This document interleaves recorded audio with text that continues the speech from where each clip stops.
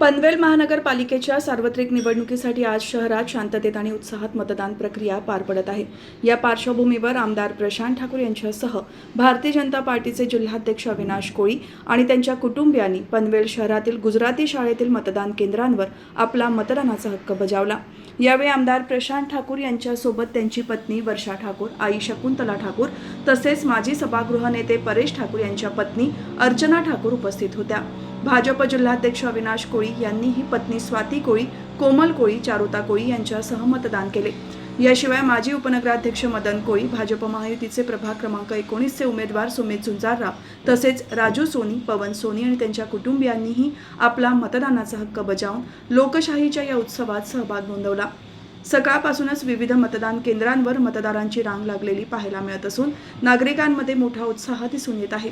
शांततेत आणि शिस्तबद्ध पद्धतीने मतदान प्रक्रिया सुरू असून प्रशासनाकडूनही चोख बंदोबस्त ठेवण्यात आला आहे।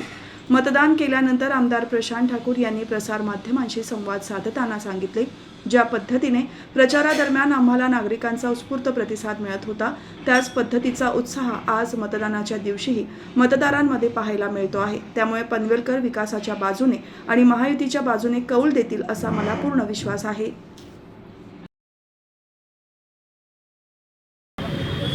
संपूर्ण पनवेल शहरामध्ये महापालिकेच्या हद्दीमध्ये सर्वत्र ज्या पद्धतीनं मतदारांचा प्रतिसाद हा आम्हाला प्रचाराच्या वेळेला पाहायला मिळाला, तोच प्रतिसाद आजही मतदानाच्या दिवशी कायम पाहायला मिळतो आहे। या मतदारांच्या मध्ये जाऊन आम्ही त्यांच्यासाठी काम केलं आहे आणि ते पाहता आम्हाला मतदार निश्चितपणानं कौल देतील, माहितीला कौल देतील हा विश्वास आहे।